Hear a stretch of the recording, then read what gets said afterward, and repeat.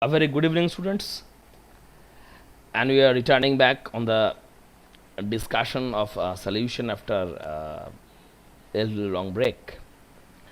So, in the first class, we discussed the basic concepts, basic ideas about solution, and now today we're going to discuss a very important topic,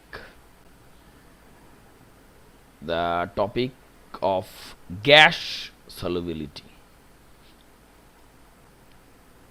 And just like all properties of gas, the relation of the gas solubility with pressure, and we call it the Henry's law, the law which defines the relation between pressure and solubility of a gas.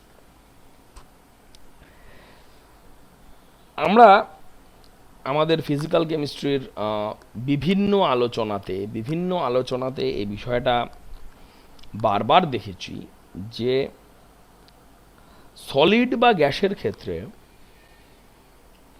তাদের কোনো property, তাদের কোনো characteristic feature, তাদের যে কোনো physical parameter,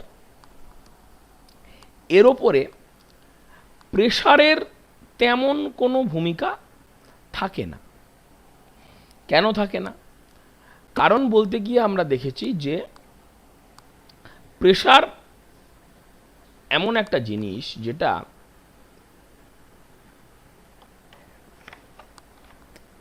intermolecular স্পেসকে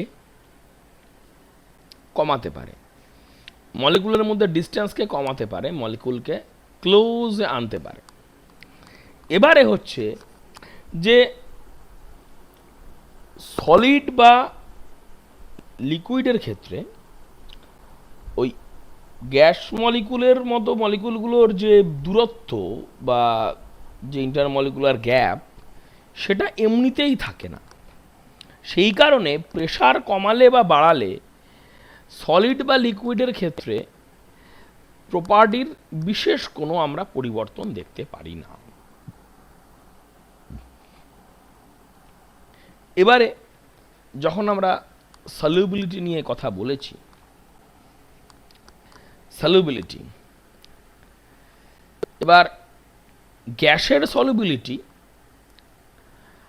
এটা বোঝাই যায় যে উই আর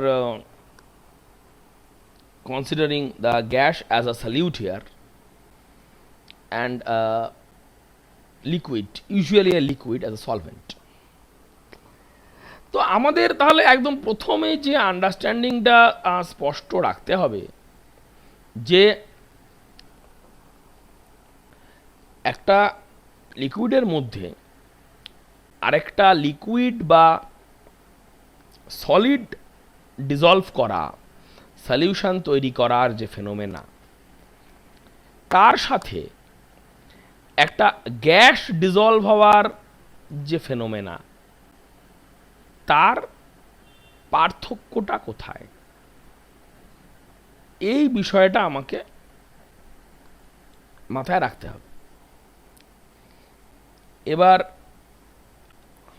এই বিষয়টা মাথায় রাখতে গিয়ে আমাদের তাহলে সলিড, লিকুইড, গ্যাস এই তিনটের ক্ষেত্রেই তাদের পিওর সলিউট অবস্থায় মলিকুলগুলো কেমন অবস্থায় থাকে, এবং when the solute is dissolved in a solvent to prepare the solution to generate the mixture, কি অবস্থায় যায়, এই আলোচনাটা আমরা করব।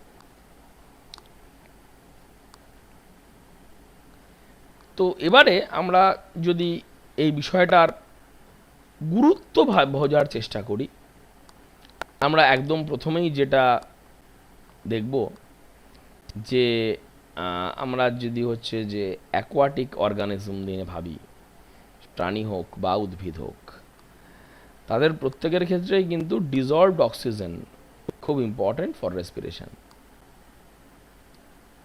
তো আমরা জানি যে হচ্ছে যে অক্সিজেন গ্যাস নন পোলার, কারণ একই মলিকুলে যদি অক্সিজেন মলিকুলের ছবি দেখো কি থাকে, এই তো আমার অক্সিজেন মলিকুলটা।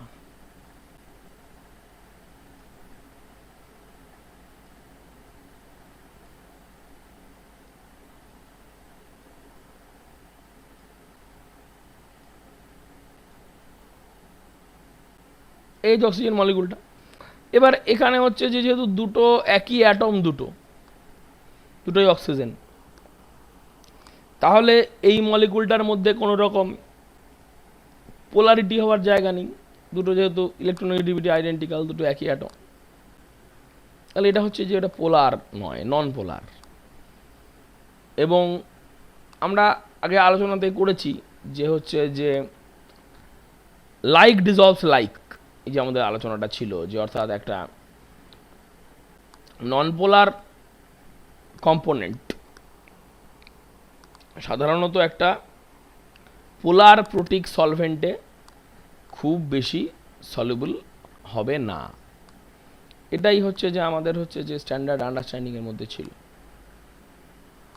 তো সেজন্য আমরা দেখেছি হ্যাঁ সত্যি যে এর সলিবিলিটি খুবই কম, ভেরি স্লাইটলি সলিউবল।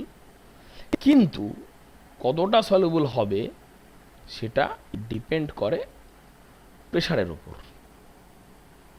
আমরা গ্যাসের প্রেশার নিয়ে আলোচনা আমরা করেছি, কাইনেটিক থিওরি অফ গ্যাসে করেছি, যে এই গ্যাসের যে প্রেশার যেটাকে আমরা বলি সেটা কোত্থেকে আসে, সেটা হচ্ছে মলিকুলগুলো ধাক্কা মারে ওয়ালে, তার উপরে আসে। তো এবারে তো যখন একটা কন্টেনারে লিকুইড আছে, আমরা গ্যাস মলিকুল তার মধ্যে রেখেছি, লিকুইডও আছে গ্যাসও আছে। তো এবার যখন হবে, মানে আমরা এক কম্পারিজনটা এমনভাবে করতে পারি, ধরো একটা জল আছে, তাতে তুমি হচ্ছে যে একটা পাথর ফেলছো টুপ করে উপর থেকে, সেগুলো চলে যাচ্ছে, জলের তলায় চলে যাচ্ছে। এবার হয়তো শুনতে খুব একটা মনে হবে যে কি এটা একটা কম্পারেবল বিষয় হলো, কিন্তু বিষয়টা হচ্ছে এটাই যে গ্যাসের ক্ষেত্রেও কিন্তু গল্পটা তাই। শুধু যেটা পার্থক্যের জায়গাটা হচ্ছে এই যে যখন আমরা আলোচনা করছিলাম জলের মধ্যে পাথর ফেলা নিয়ে, সেই পাথর ফেলা হয় এবং সেই পাথরটা যে জলের তলার দিকে চলে যায়, সেটা কেন যায়, এই কেন যায়টা খুঁজতে গেলে আমাদের হাতে উত্তর আসবে কি, আমাদের হাতে উত্তর আসবে হচ্ছে যে ওটা হচ্ছে গ্র্যাভিটেশনাল ফোর্স।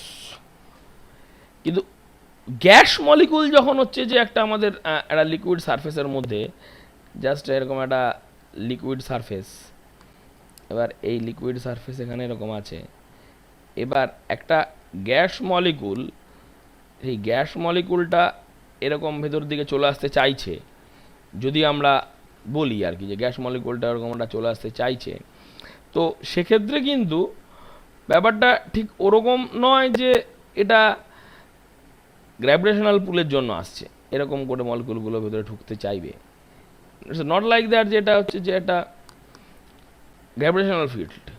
এটা আমরা যেটা আমাদের আলোচনায় আমরা দেখেছি বারবার, যে গ্যাসের মলিকুলের মুভমেন্ট কিন্তু কখনোই, কি বলেছিলাম, যে তার ওই গ্র্যাভিটেশনাল ফিল্ডের এফেক্টে কিন্তু হয় না। এটা কিভাবে হয়, এই যে গ্যাস মলিকুলগুলো হচ্ছে ওই লিকুইডের সারফেসে ইন্টারঅ্যাক্ট করবে, যত হচ্ছে তার প্রেশার বাড়বে তত। এবার এই যে বললাম যে এই মলিকুলগুলো যেমন যায়, যেমন যাচ্ছে যেমন ঠিক কথা, আবার যাচ্ছে যেমন তেমনভাবেই কিন্তু আবার হচ্ছে যে এই মলিকুলগুলোর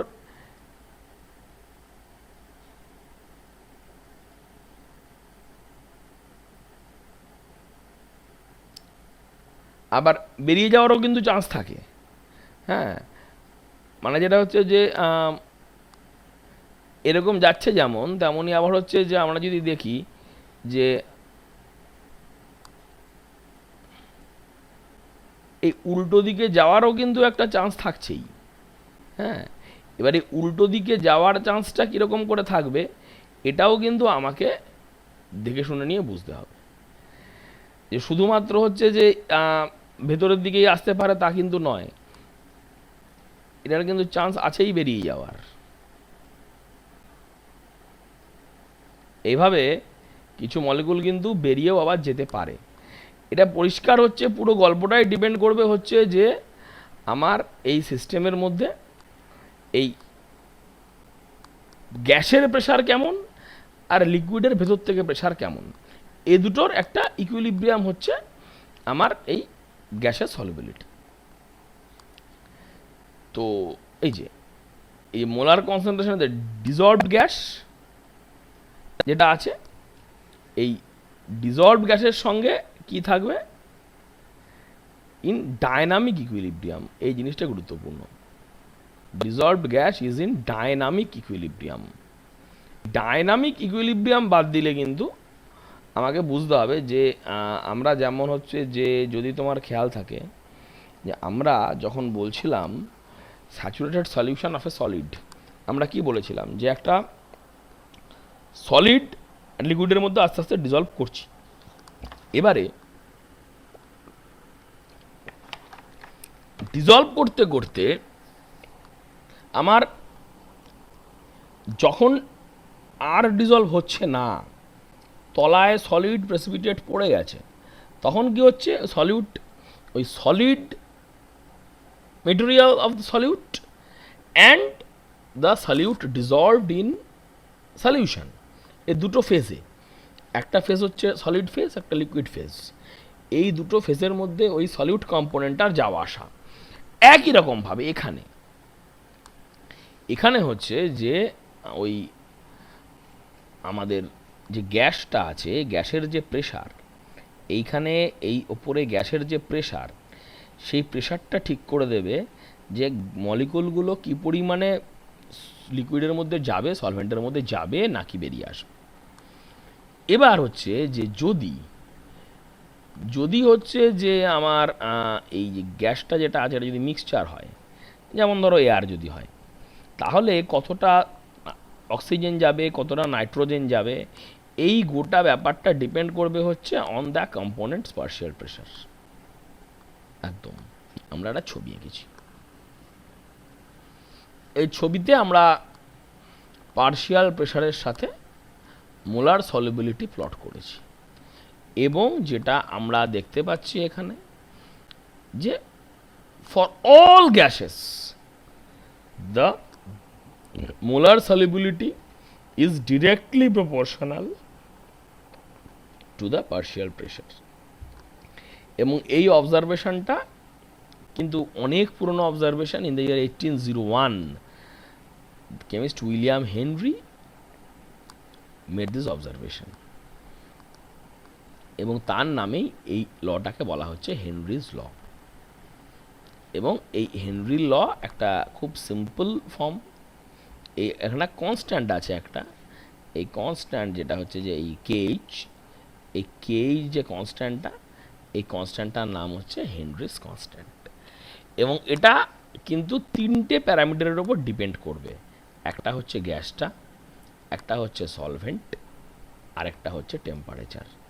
অর্থাৎ আমাকে যদি সলিবিলিটি অফ আ গ্যাস বলা হয়, আমাকে কিন্তু শুধু গ্যাসটার সাথে সাথে কোন সলভেন্টে বলছি, অফকোর্স এটা সলিডের ক্ষেত্রে বা লিকুইড ক্ষেত্রে, যদি লিকুইড যখন সলিউট, সেক্ষেত্রেও গল্পটা একই, যে আমার যে কোনো জায়গাতে হচ্ছে সলিউবিলিটি সম্বন্ধে আমার ধারণা পেতে গেলে আমার যে দরকারটা পড়ে সেটা হচ্ছে যে একটা লিকুইডের মধ্যে যখন হচ্ছে যে ওই সলিডটা যাবে, তখন ওই লিকুইডটা সলিডের মলিকুলের সাথে কীভাবে ইন্টারাক্ট করতে পারবে তার উপরে ডিপেন্ড করে ঠিক হবে সলিবিলিটিটা। কাজেই আমাদের সবসময় মনে রাখতে হবে সলিবিলিটির ক্ষেত্রে তিনটে parameter, the solute, the solvent and temperature. এই তিনটে জিনিসের ওপর দাঁড়িয়ে থাকবে হচ্ছে সলিবিলিটি। গ্যাসের ক্ষেত্রে একটা এক্সট্রা জিনিস মাথায় রাখতে হবে, which is the Henry's constant. এটা আমরা কিছু জিনিস দেখছি যে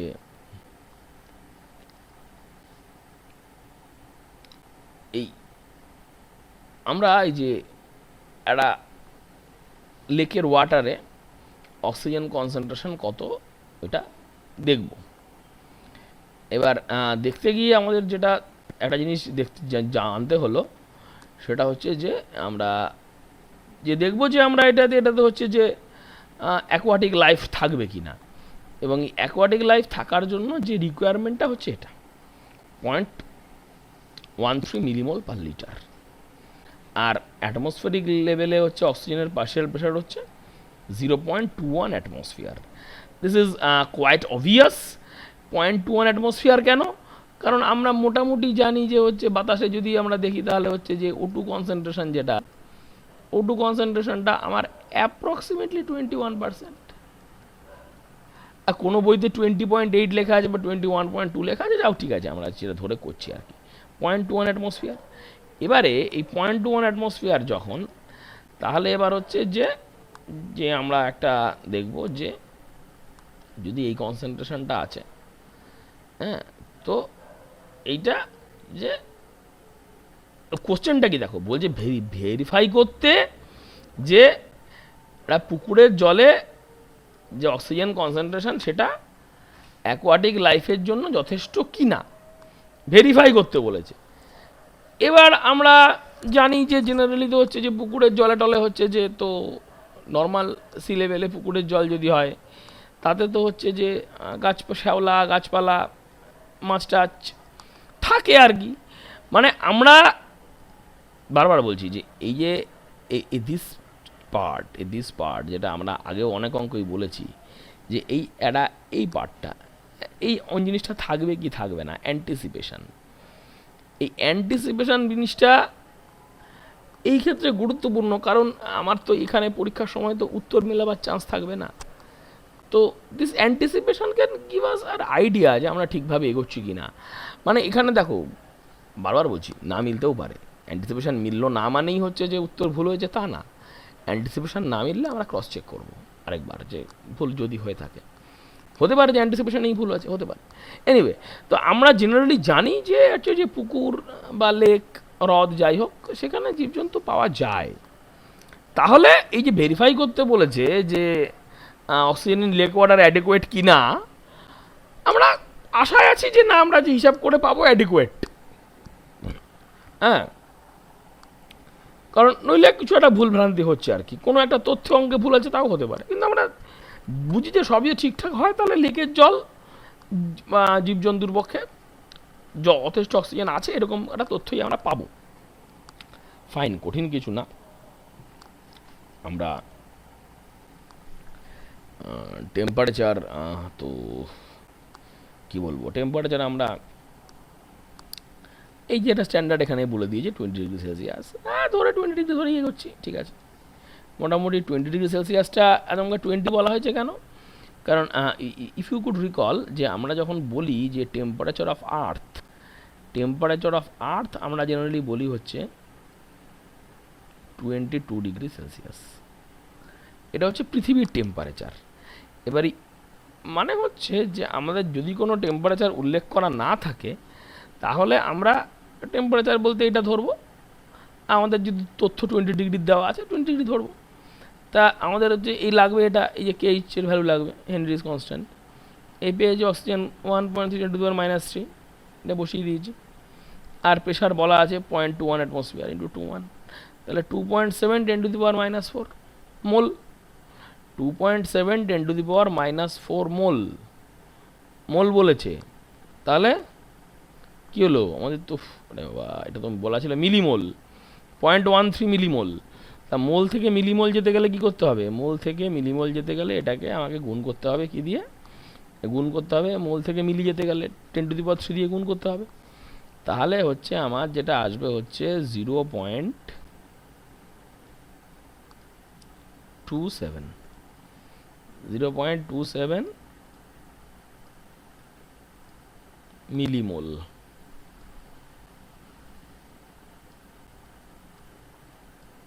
লিটার ইনভার্স, এই হচ্ছে হিসাবটা।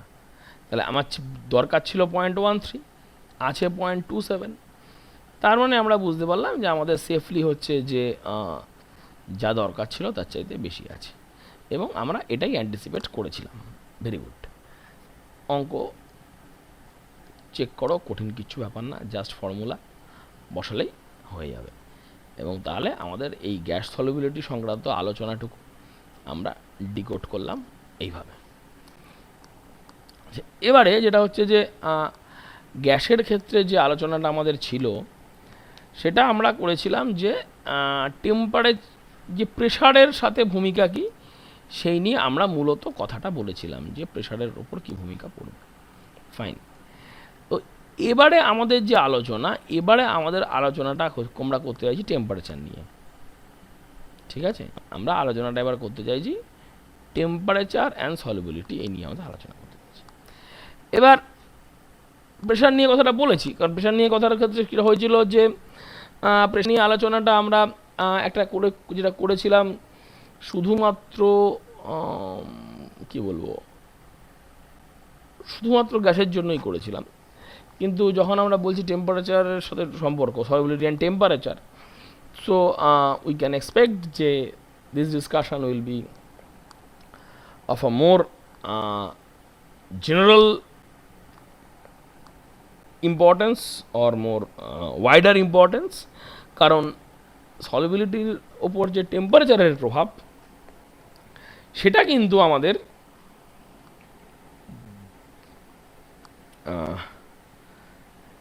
সলিড, লিকুইড, গ্যাস যে কোনো ধরনের সলভেন্ট যদি হচ্ছে যে সলিউট যদি থাকে তাহলেই হচ্ছে আমাদের কিন্তু এটা প্রভাবটা পড়বে। এবার যে আমরা যেটা আমাদের যেটা একটা অবজারভেশন আছে, কি অবজারভেশন আছে? অবজারভেশন আছে হচ্ছে যে অনেকগুলো সাবস্ট্যান্সই আছে which dissolve more quickly at higher temperature.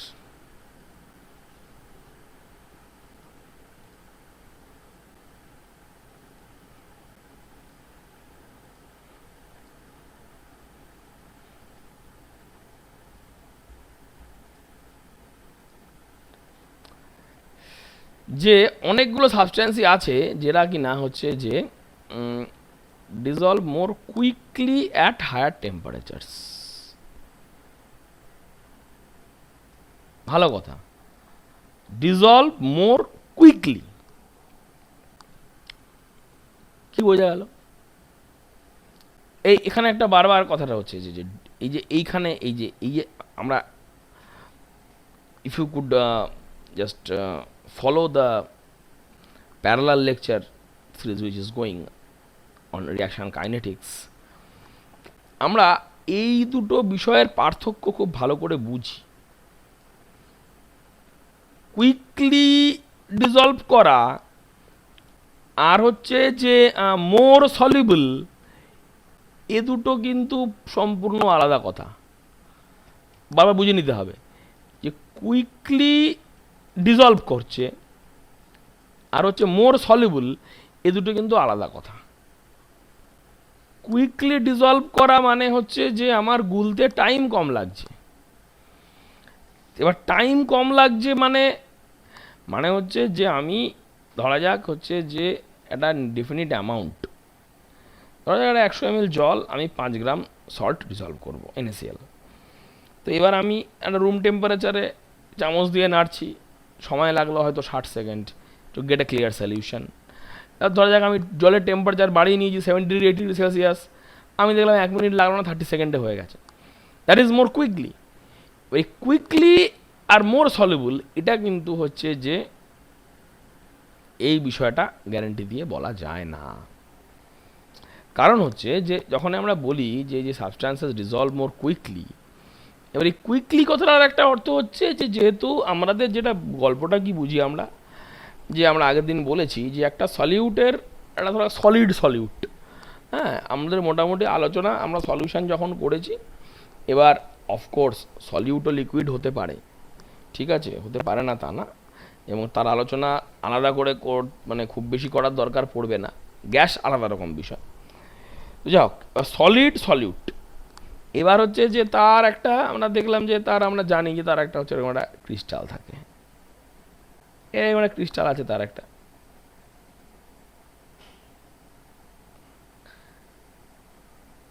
তার ক্রিস্টাল আছে। এবার এই ক্রিস্টাল আমি এবার চারদিকে জল দিয়ে দিয়েছি, এ দিতে পারি, সমস্যা কিছু না, তার দিকে জল দিয়ে দিয়েছি। এবার হচ্ছে যে জলের মধ্যে পড়ে গেছে, এবার জলের মলিকুলগুলো এখানে এসে ধাক্কা মারছে, হ্যাঁ ধাক্কাছে। এবার এই যে জলের মলিকুলগুলো এখানে এসে ধাক্কা মারছে, এ ধাক্কা মেরে পার্টিকেলগুলোকে খুলে নিচ্ছে একটা করে করে। যদি কোভ্যালেন্ট মলিকুল হয় পার্টিকেলগুলোকে খুলে নিচ্ছে, আর যদি হচ্ছে আয়নিক সলিড হয় তাহলে তো আয়নে ভেঙে নিচ্ছে। এইভাবে আস্তে আস্তে সলিউশন ফেজে, সলিড সলিউট থেকে সলিউশন ফেজে নিয়ে যাচ্ছে। ফাইন। তো এবারে যদি টেম্পারেচার বেশি হয় তাহলে কি হচ্ছে, তাহলে এই যে সলভেন্ট পার্টিকেলগুলো, এই সলভেন্ট পার্টিকেলগুলোর স্পিড বেড়েছে, তো তাহলে তারা হচ্ছে যে higher velocity, higher kinetic energy নিয়ে গিয়ে ধাক্কা মারছে সলিউটে,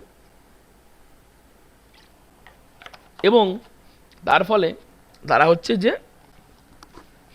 বেশি সংখ্যাতে পার্টিকেলকে খুলে নিয়ে হচ্ছে যে চলে আসতে পারছে, তাদের হচ্ছে সিস্টেম পারমিট করছে। কিন্তু তার মানেই বেশি পরিমাণে মলিকুল, বেশি পরিমাণে আয়ন সলিউশন ফেজে চলে আসবে তা কিন্তু নাও হতে পারে। হ্যাঁ, তো এরকম বেশ কিছু এক্সাম্পল আছে যে সলিবিলিটি টেম্পারেচার বাড়ালে কমে গেছে। ঠিক আছে, তো আমরা সবসময় যেটা ভাববো, ওই জন্য this is very crucial line, we must always distinguished the effect of temperature on the rate of process from its effect on the final outcome. This is crucial lines, I repeat, these are crucial lines, important lines. কেন important বলছি,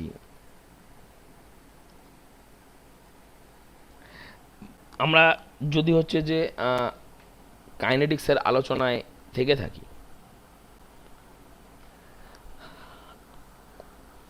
আমরা দেখেছি যে যে কোনো একটা phenomena, যে কোনো একটা change, when we are talking about a chemical reaction, it is chemical change. When we are talking about solubility, this is a physical change. But whenever there is a change, আমাদেরকে দুটো জিনিস ভাবতে হবে। একটা হচ্ছে যে এই যে চেঞ্জটা ঘটলো, এর মধ্যে কিছু প্যারামিটার এমন আছে যেগুলোকে আমরা নাম দিয়েছি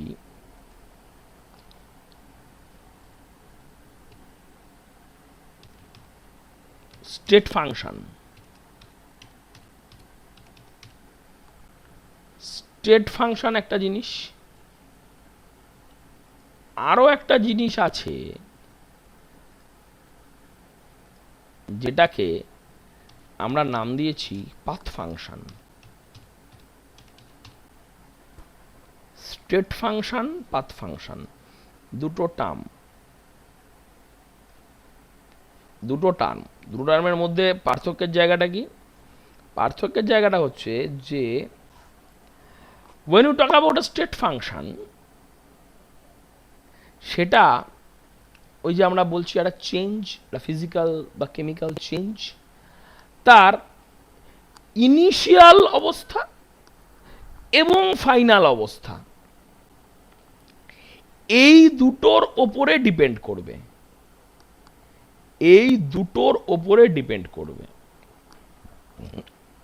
state function, whereas path function কিন্তু শুধু ইনিশিয়াল এবং ফাইনাল টুকু বলে দিলে হবে না, সেটা কিন্তু কোন রাস্তা দিয়ে যাচ্ছে তার ওপরেও ডিপেন্ড করবে। এই দুটো কিন্তু ওই জন্য বলছি যে দিস আর ক্রুশিয়াল টার্মস, এগুলো খুব ক্রুশিয়াল, এই টার্ম দুটো খুবই ক্রুশিয়াল। আমরা ছবি আঁকবো, স্টেট ফাংশন পাথ ফাংশন আমাদের মোটামুটি যা হয়েছে বোঝা হয়েছে, আমরা এবার ছবি আঁকবো। হাতি ঘোড়া কিছু না, এমনি আমরা যা জেনেছি বুঝেছি তাই দিয়েই ছবি আঁকবো।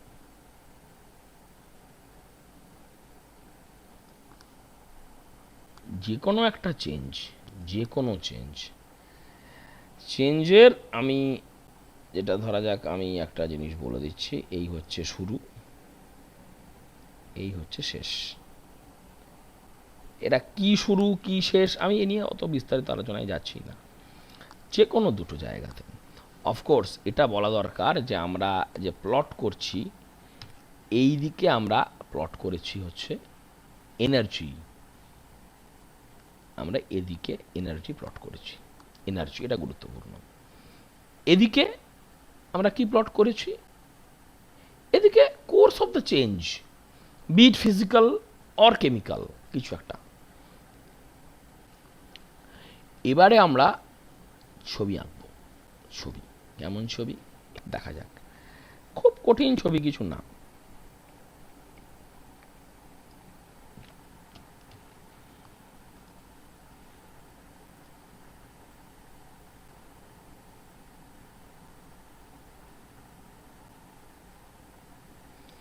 এই হচ্ছে আমার যে জিনিসটা হয়েছিল তার যাওয়ার রাস্তা।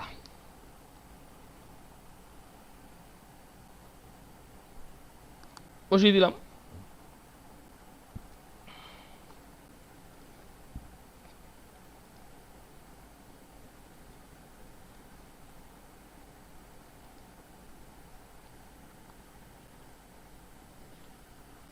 যাক, আলোচনাটা যেমন ছিল।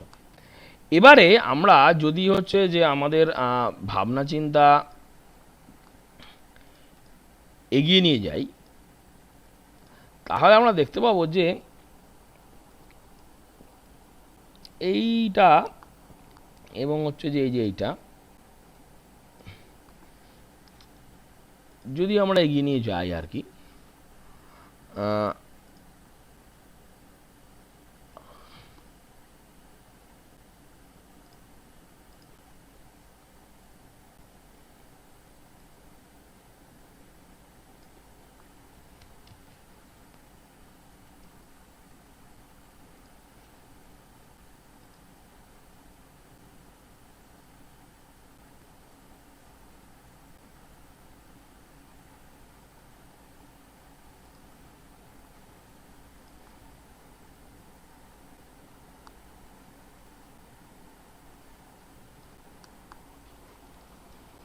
এই যে যে গ্যাপটা আমরা দেখতে পেয়েছি আর কি, হ্যাঁ,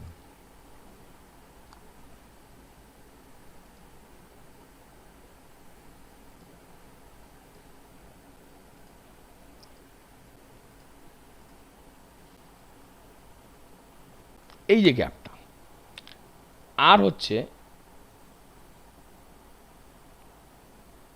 এই যে গ্যাপটা, দুটো আলাদা আলাদা জিনিস নিয়ে কিন্তু আমাদের কথা বলতে হবে, দুটো একদম আলাদা আলাদা জিনিস নিয়ে আমাদের কথা বলতে হবে। This is important. যে একটা হচ্ছে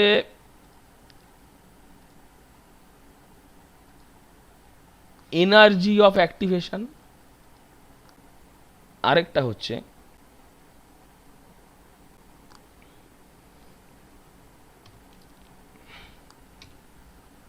এইচ।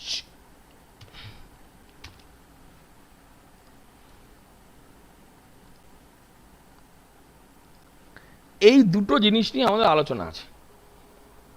একটা হচ্ছে এনার্জি অফ অ্যাক্টিভেশন, আরেকটা হচ্ছে ডেল্টা এইচ। মানে আমরা এত কথা বলতে হচ্ছে আমাদের শুধুমাত্র এই লাইনটা নিয়ে আলোচনা করতে গিয়ে, শুধুমাত্র এই লাইনটা নিয়ে আমাদের আলোচনা করতে হচ্ছে, এতটা গুরুত্বপূর্ণ বিষয়টা। যে আমরা এবারে যদি ছবিটা বড় করি, এইখানে এই যে স্টার্টিং অবস্থা আর এই যে ফাইনাল অবস্থা, এটা স্টার্টিং, এটা final. So this is very plum and clear যে আমাদের স্টার্টিংয়ে যে অবস্থা ছিল, স্টার্টিংয়ে যে অবস্থা ছিল তার চাইতে ফাইনাল যে অবস্থাটা তাতে এনার্জি কমেছে। অর্থাৎ the change is exothermic in nature. Heat is liberated, generated in this process.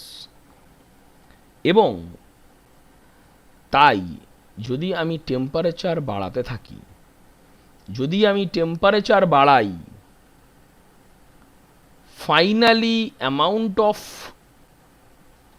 Product বা magnitude of change would be lower. কারণ এই পদ্ধতিটাতে তো হিট লিবারেট হচ্ছে, এবং যদি আমি উল্টো দিকের প্রোটোকলটা ভাবি তাতে তো হিট অ্যাবজর্ব হবে। যদি হচ্ছে যে আমার যে এই বিক্রিয়া সেটা এদিক থেকে এদিকে গেলে একরকম, এদিক থেকে ওদিকেও আসতে পারে, দুরকমই আসতে পারে, এবং একটা যদি এক্সো হয় অন্যটা এন্ডো। মানে যদি আমি বলে দিই যে যখন এটা যাচ্ছে এদিকে এনার্জি রিলিজ করছে, তাহলে যখন ফিরবে তখন তো এনার্জি অ্যাবজর্ব করবে। এবং যদি টেম্পারেচার আমি বাড়াতে থাকি, আমরা জানি এটা, আমরা কেমিক্যাল ইকুইলিব্রিয়াম ক্লাসের লেকচারে দেখবে, লা শাটেলিয়ার প্রিন্সিপাল, দ্যাট ইট ইজ লা শাটেলিয়ার প্রিন্সিপাল। লা শাটেলিয়ার প্রিন্সিপালে বলছে যে কোনো একটা রিয়াকশানের যদি যে সাম্যাবস্থা বা ইকুইলিব্রিয়াম, যদি তুমি সেটাকে অল্টার করো কোনোভাবে, তো ইকুইলিব্রিয়াম চেষ্টা করবে সেটাকে রিস্টোর করার। অর্থাৎ আমি যেই টেম্পারেচার বাড়িয়ে দেব, ইকুইলিব্রিয়াম চেষ্টা করবে যে এন্ডোথার্মিক রিয়াকশান ঘটিয়ে সেই টেম্পারেচারের যে বেড়ে যাওয়াটা সেটাকে ক্যান্সেল আউট করা বা রিস্টোর করার। হ্যাঁ, this is the procedure of natural refreshing আর ন্যাচারাল রিবুট। ঠিক আছে, ন্যাচারাল রিবুট হচ্ছে এটা। তাহলে আমার একটা মনে এলো যে তাহলে তো টেম্পারেচার বাড়ালে এই যে চেঞ্জটা আমরা দেখেছি, এই চেঞ্জটা তো তাহলে ভালো হচ্ছে না। কি বলবো, চেঞ্জটা তো তাহলে ভালো হচ্ছে না। তাহলে আমার কি করণীয়?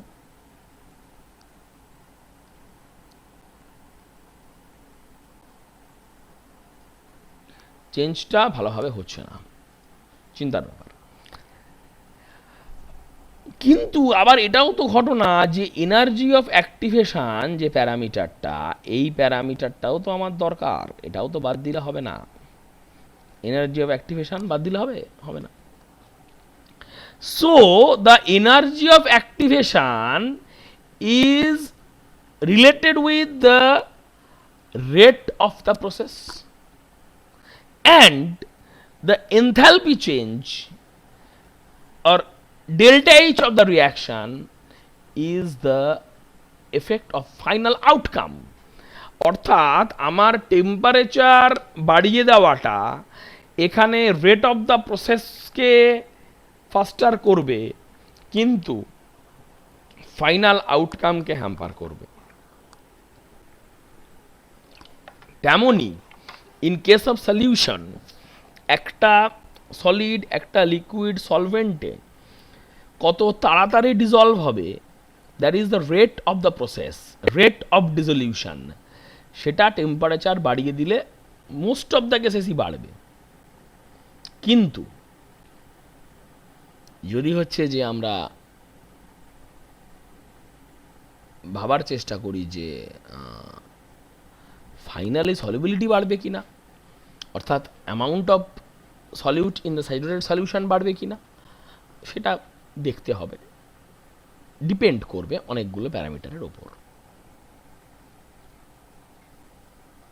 যেমন আমরা এটা বুঝতেই পারছি যে আমরা যদি হচ্ছে যে সলিবিলিটি অফ গ্যাস নিয়ে ভাবি, that would be a lot different from that of solid or liquid. আলোচনায় আসবো আমরা। এই যে বলেই দিচ্ছি এখানে যে গ্যাসের যেটা হবে, হ্যাঁ, গ্যাসের ক্ষেত্রে কিন্তু গল্পটা উল্টো। As the temperature is raised, উল্টো। এবং আমরা দেখতে পারবো যে জল গরম করতে শুরু করলেই কতগুলো বাবল বেরিয়ে আসতে শুরু করে, কতগুলো বাবল বেরিয়ে আসতে শুরু করে। হ্যাঁ, কারণ হচ্ছে যে এই গল্পটা যেটা বললাম, এই যে এই যে তার মানে কি হচ্ছে, এটা কেন এরকমটা হলো, মানে সলিডের ক্ষেত্রে বলছে কি সলিবিলিটি জেনারেলি টেম্পারেচার বাড়লে বাড়ে, জেনারেলি বাড়ে, কিছু লোকের কমতে পারে। গ্যাসের ক্ষেত্রে বলছে কি কমবেই। এখানে আমার একটা জিনিস বুঝতে হবে যে আমরা আগেও আলোচনা করেছি যে র্যান্ডামনেস বা ডিগ্রিজ অফ ফ্রিডম, পরিষ্কার কথা একটা সলিড যখন সলিউশনে যাচ্ছে, পয়েন্টটা বোঝার চেষ্টা করো, কঠিন কিচ্ছু না, বোঝালে বুঝবে না কেন কথাটা, যে আমাদের যে চেঞ্জগুলো,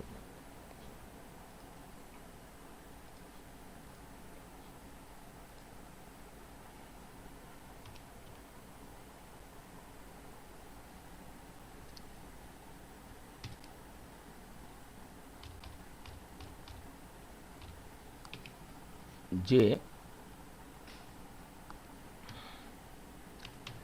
সলিড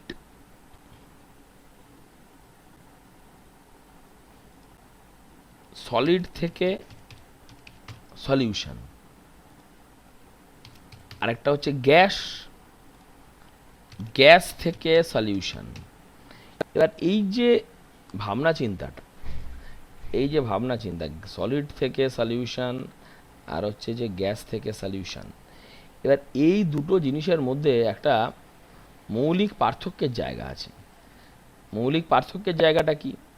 পার্থক্যের জায়গাটা হচ্ছে এইটা যে একটা সলিডকে যখন আমি সলিউশনে পাঠাই, একটা সলিডকে যখন আমি সলিউশনে পাঠাই, তখন কি হয়?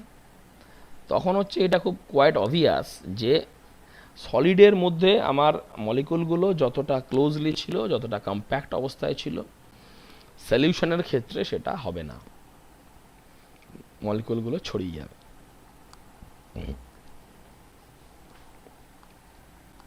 গ্যাসের ক্ষেত্রে গল্পটা ঠিক উল্টো।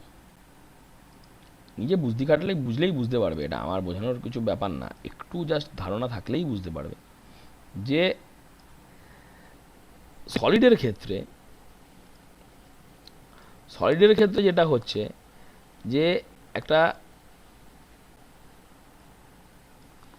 সলিড থেকে যখন সলিউশনে যাচ্ছে মলিকুলগুলো ডিস্টেন্স বেড়ে যাচ্ছে। গ্যাসের ক্ষেত্রে যখন সলিউশনে আসছে ঘটনাটা কিন্তু উল্টো হচ্ছে, ঘটনাটা কিন্তু উল্টো হচ্ছে। একটা গ্যাস এমনি অবস্থায় মলিকুলগুলো যেভাবে ছড়িয়ে ছিটিয়ে রয়েছে, র্যান্ডাম অবস্থায় রয়েছে, যখনই আমি ওটাকে হচ্ছে যে সলিউশন ফেজে নিয়ে আসতে চাইছি, তখন কিন্তু মলিকুলগুলো আর ছড়িয়ে ছিটিয়ে থাকতে পারছে না, তাদেরকে কাছাকাছি চলে আসতে হচ্ছে।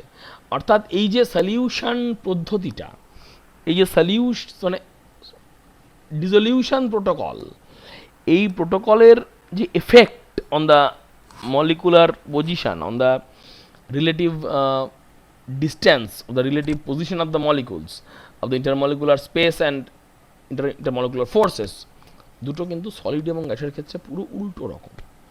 এই পুরো উল্টো রকম বিষয়টা আমাদেরকে মাথায় রাখতে হবে। ফাইন। তো এই এয়ার যেটা ডিজলভ হয়েছিল ঠান্ডা জলে, সেটা গরম করলে বেরিয়ে আসবে। ঠিক আছে, এই অবধি হলো এটা। তো এবার সলিডের ক্ষেত্রে যেটা আমরা দেখেছি যে usually ionic and molecular solids are more soluble in warm water than in cold. আমরা এটা দেখলাম, একটা ছবি আমরা এখানে দেখেছি, কঠিন কিছু ব্যাপার না। এই যে আমরা দেখছি মোটামুটি, এই যে যেগুলো আমরা দেখেছি, HNO3 দেখলাম, KNO3 দেখলাম, KI দেখলাম, এবং আরও ক্লোজ আইডিয়াতে এসে আমরা NaCl দেখলাম। NaCl ফাইন, আমি দেখলাম আমরা সলিবিলিটিদের বাড়ছে বাড়ছে বাড়ছে বাড়ছে। যাই হোক, সবার বাড়বে এরকম নয়। এই জিনিস হচ্ছে আমাদের হচ্ছে যে আলোচনায় ঢুকলো, আমরা করবোটা কি? কিছু থাকবে, কিছু এক্সেপশন থাকবে, কিছু যেমন হচ্ছে Na2SO4, এটা আরও এক রকমের এক্সেপশন। এই বিষয়ে থাকবে, কিছু করার নেই। এবার এই যে সলিবিলিটি টেম্পারেচার বাড়লে বেড়ে যায়, কমলে কমে যায়, এই ধ্যান ধারণাটাকে কাজে লাগিয়ে কি করি? এই ধ্যান ধারণাটাকে কাজে লাগিয়ে আমরা হচ্ছে যে ক্রিস্টাল ফেলি। আমাদের যে ল্যাবরেটরিতে যে আমরা ক্রিস্টালাইজেশন পদ্ধতিটা করি, এটাতেই তো করি। ক্রিস্টালাইজেশনটা কি? Crystallization is a protocol to purify a material. কী ভিত্তিতে পিউরিফাই করছি? যে আমার একটা সলিড, তাতে কিছু অল্প পরিমাণে ইম্পিউরিটি আছে, এবং যে ইম্পিউরিটিগুলো আছে, those impurities are more soluble or, যেহেতু হচ্ছে যে ওদের ম্যাগনিটিউড কম, কাজেই যে ইম্পিউরিটিগুলো সলিবিলিটি তাদের যা লেভেল তার চাইতে কম ম্যাগনিটিউডে আছে, অর্থাৎ প্রেসিপিটেট পড়ে যাওয়ার চান্স নেই। কিন্তু আমাদের যে মেন কম্পোনেন্টটা, দ্যাট উইল গেট প্রেসিপিটেটেড যখন আমরা টেম্পারেচারটা কমিয়ে দেবো, and the impurities will remain in the solution, এবং আমরা তারপরে ফিল্টার করে নিলে will get the pure material. এই পদ্ধতি তো এইটা তো আমাদের এই যে কনসেপ্টটা কাজে লাগিয়েই হয়, যে টেম্পারেচার যখন বেশি তখন সলিবিলিটি বেশি, টেম্পারেচার যখন কম তখন সলিবিলিটি কম। তো এবার এই যে লিথিয়াম কার্বনেটের ব্যাপারটা কী হচ্ছে, সমস্যাটা কী হচ্ছে? যে টেম্পারেচার বাড়লে হচ্ছে যে কমে যাচ্ছে। কেন টেম্পারেচার বাড়লে সলিবিলিটি কমে যাচ্ছে? কেন কমে যাচ্ছে? কারণ হচ্ছে যে এগুলো হচ্ছে এক্সটেন্সিভলি হাইড্রেটেড। এই যে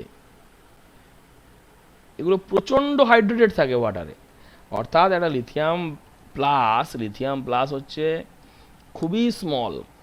তুমি নিশ্চয়ই পিরিয়ডিক টেবিল থেকে আলোচনা করলেই বুঝতে পারবে, লিথিয়াম হচ্ছে ভেরি স্মল। ওই জন্য লিথিয়াম পজিটিভের চারদিকে হচ্ছে যে প্রচুর পরিমাণে ওয়াটার মলিকুল আছে হাইড্রেটেড অবস্থায়। এবার যেই হচ্ছে আমি টেম্পারেচার একটু বাড়িয়েছি, তো ওই মলিকুলগুলো স্পিড বেড়ে গেছে, মলিকুলগুলো সরে যাচ্ছে, এবং হচ্ছে তখনই হাইড্রেশন কমে যাচ্ছে। হাইড্রেশন কমে গেলেই লিথিয়াম আর কার্বনেট হচ্ছে আবার চাইছে হচ্ছে যে জুড়ে যেতে, ফলে টেম্পারেচার বাড়লে হচ্ছে যে সলিবিলিটিটা হচ্ছে যে কমে যাচ্ছে।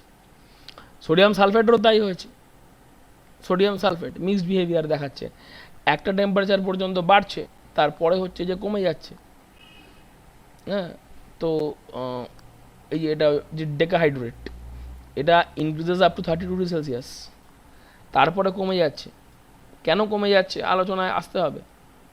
একটা ব্যাখ্যা হতে পারে যে ডেকাহাইড্রেট মানে 10টা হচ্ছে যে ওয়াটার অফ ক্রিস্টালাইজেশন। এবার হতেই পারে যে 10টা ওয়াটার অফ ক্রিস্টালাইজেশন হচ্ছে যে 30 ডিগ্রি সেলসিয়াসের পরে আর থাকছে না, ব্যাপারটা উল্টো রকম। তো যেটা আমাদের আলোচনা থেকে উঠে এলো, যে the rate of dissolving but not necessary the solubility. Dissolved হওয়ার রেটটা বাড়বেই টেম্পারেচার বাড়ালে, কিন্তু গ্যাসের ক্ষেত্রে গল্পটা উল্টো। হ্যাঁ, সলিডের ক্ষেত্রে আমাদের পার্থক্য করে দেখতে হবে। আমাদের একটা টেবিল, এটা মুখস্থ করার জন্য নয়, এটা আমাদের কিছু প্যারামিটার নিয়ে আলোচনা করা হয়েছে, যেটা হচ্ছে ডেলেই সলিউশন, মানে এনথ্যালপি অফ সলিউশন। এই যে বললাম এই চেঞ্জটা, এখানে সলিড আছে ধরো, সলিউশন হয়ে গেছে, এই চেঞ্জটা কমছে, বাড়তেও পারে, পজিটিভ হবে, নেগেটিভ হবে, এখানে সব রকম ভ্যালুগুলো আছে। And on the discussion of the enthalpy of solution আমরা সামনের ক্লাসে এগোবো, যেখানে আমরা সলিউশন হওয়ার সময় যে এনথ্যালপি চেঞ্জ, সেই এনথ্যালপি চেঞ্জ নিয়ে আলোচনা করব। এবং এই এনথ্যালপি থেকেই আমরা এই এনথ্যালপি অফ সলিউশন, এইটা একটা প্যারামিটার, এবং এনথ্যালপি অফ সলিউশনের সাথে আমরা একটা বিষয়ের একটু কম্পারেটিভ আলোচনা করব। একটা হচ্ছে এনথ্যালপি অফ সলিউশন, আরেকটা থাকবে হচ্ছে এনথ্যালপি অফ ফরমেশন। এই দুটো বিষয়কে পাশাপাশি রেখে আমরা আলোচনা করব কোন সলিড, আরও ভালো করে বলতে গেলে আয়নিক সলিড জলে ডিজলভ করবে আর কে জলে ডিজলভ করবে না। তার হচ্ছে যে এমনি একটা কোয়ালিটেটিভ আইডিয়া আমাদের আছে, কিন্তু তার কোয়ান্টিটেটিভ অ্যাপ্রোচ, কখন করবে না, কতটা করবে, এই সমস্ত বিস্তারিত আলোচনাতে আমরা সামনের ক্লাসে এগোবো, যেখানে আমরা পড়ব এনথ্যালপি অফ সলিউশন। আজকে এতদূর পর্যন্তই আলোচনা। ঘরে থাকো, ভালো থাকো। Thank you all, thank you very much.